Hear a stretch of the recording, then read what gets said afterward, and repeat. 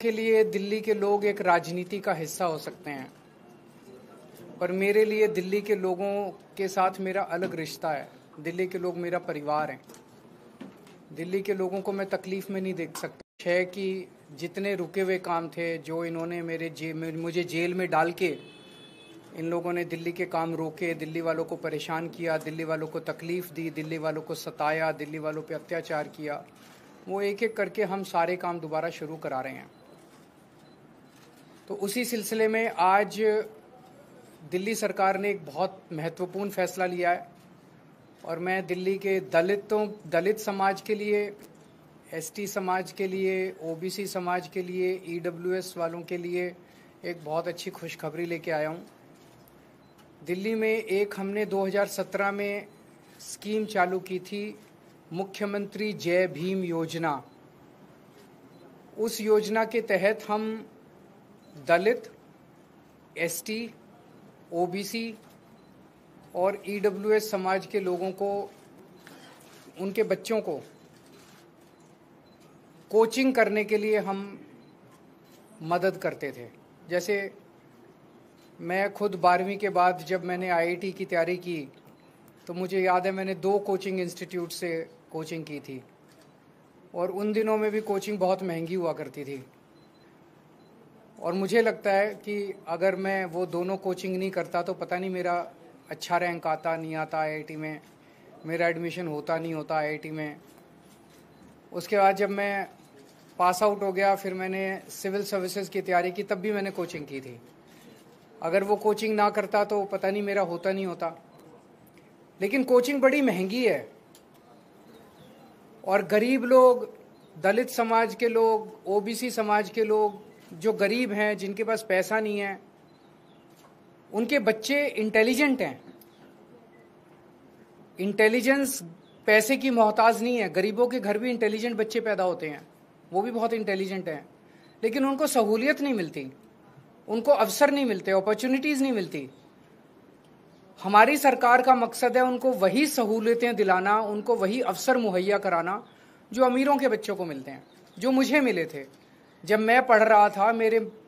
भगवान ने मुझे एक मिडिल क्लास फैमिली में पैदा किया। जो अवसर मुझे मिले वो अवसर गरीब से गरीब लोगों को भी, दिल्ली के मेरे गरीब से गरीब बच्चों को भी मिलने चाहिए। तो वो अवसर मुहैया कराने के लिए हमने स्कीम निकाली थी कि 12वीं के बाद या ग्रेजुएशन के बाद अगर कोई कम्पिटिटिव एग्ज़ाम देता है बच्चा, इंजीनियरिंग के लिए, मेडिकल के लिए, रेलवे के लिए, नौकरी के लिए, यूपीएससी के लिए, कोई भी वो देता है, अगर कोचिंग में एडमिशन लेता है तो उसको दिल्ली सरकार उसका कोचिंग का सारा खर्चा देती थी। और बाद में हमने उनको 2,500 रुपये महीना भी देना चालू किया था, ताकि पढ़ते वक्त वो कोचिंग इंस्टीट्यूट अगर जाना आना है उसके लिए, उसको जाने आने के लिए और उसके मिसलेनियस एक्सपेंसेस के लिए 2,500 रुपये महीना भी देना चालू किया था। कुछ अड़चने कोरोना की वजह से आई और उसके बाद मेरे जेल जाने के बाद ये बिल्कुल ठप हो गई स्कीम। इसको ठप कर दिया गया, जानबूझ के इसको ठप कर दिया गया। लेकिन आज मुझे बेहद खुशी है पूरे दलित समाज को, ओबीसी समाज को, ईडब्ल्यूएस, हमारे गरीब भाइयों को बताते हुए कि आपके बच्चों के लिए आज दिल्ली सरकार ने इस स्कीम को दोबारा चालू कर दिया है। जितनी पुरानी पेमेंट्स बकाया थी, जिसकी वजह से ये पेमेंट्स नहीं की गई, मेरे जेल जाने के बाद पेमेंट्स रोक दी गई, वो पेमेंट्स अब वेरिफिकेशन वगैरह करके दोबारा कर दी जाएंगी। उनकी इंस्टीट्यूट्स की पुरानी पेमेंट्स, जो भी वेरिफिकेशन की प्रक्रिया वो करके, और इन स्कीम्स को दोबारा रजिस्ट्रेशन करके बच्चों को दोबारा मुहैया कराया जाएगा, सारी अवसर मुहैया कराए जाएंगे। और मैं भगवान से प्रार्थना करता हूँ कि बच्चे, हमारे गरीबों के बच्चे खासकर, खूब फलें फूलें, आगे बढ़ें, तरक्की करें, देश के विकास में योगदान करें। वो किसी भी तरह से दूसरे वर्गों से पीछे नहीं है, किसी भी तरह से दूसरे वर्गों से कम नहीं है। उन्हें अवसर हम पूरे देंगे। अगर कोई प्रश्न है तो। सर, अक्सर जो स्कीम्स आप लाते हैं वो उलझ जाती हैं अधिकारियों के बीच में, एलजी के बीच में। इसको कैसे आगे बढ़ाया जा सकेगा? ऐसे ही बढ़ाया जाएगा, संघर्ष कर करके, लड़ के, लोगों से पैर पकड़ के, जहाँ जो करना पड़ेगा करेंगे। देखिए, सच्चाई के रास्ते पे चलना बहुत आसान काम नहीं है। हमारे से पहले की जो सरकारें थी, अगर उसी तरह से हम भी चलते, कुछ लोग कई बार कहते हैं जी उनकी तो लड़ाई नहीं होती थी, पर उन्होंने कुछ किया भी तो नहीं था। कुछ ना करें, आज हम बैठे रहें। अगर हम बैठे रहेंगे तो कोई कुछ होगा ही नहीं, संघर्ष ही नहीं होगा। हम ये काम कर रहे हैं। हमने मनीष सिसोदिया ने स्कूल ठीक किए इसीलिए वो जेल गए, सतिंदर जैन ने मोहल्ला क्लिनिक बनाए इसीलिए वो जेल गए, मैंने बिजली फ्री करी, इतने सारे काम करे इसीलिए मैं जेल गया, इसीलिए इतना संघर्ष है। अगर हम ये सारे काम ना करें, हम भी पैसे कमाएं, ऊपर वाले उनको भी पैसे देते रहें, बांट के मिल बांट के खाएं, ये तो व्यवस्था चली रही थी। इसी व्यवस्था को तो खत्म करने के लिए आए। हमारा किसी पार्टी से दुश्मनी नहीं है, हमारी किसी व्यक्ति से दुश्मनी नहीं है, ये पूरी व्यवस्था बदलनी है अपने को मिलके। सर, इस तरह की दूसरी योजना जैसे फरिश्ते योजना बहुत जरूरी योजना, फरिश्ते योजना चालू हो गई है। फरिश्ते योजना भी इन्होंने बंद की थी, वो भी मैं आप लोगों की जानकारी के लिए बता दूं। फरिश्ते योजना चालू हो गई है। फरिश्ते योजना क्या है बहुत सारे लोगों को नहीं पता है, थोड़ा सा आप इसका प्रचार कर दीजिएगा जन सेवा के लिए, कि अगर दिल्ली में किसी का भी एक्सीडेंट होता है, अक्सर हम देखते हैं कि वो एक्सीडेंट होने वाला व्यक्ति वहीं सड़क पे दम तोड़ देता है। कोई उसको अस्पताल नहीं ले जाना चाहता, दो कारण से। एक तो उसको लगता है मेरे ऊपर पुलिस केस हो जाएगा, मैं पचड़े में पड़ जाऊंगा।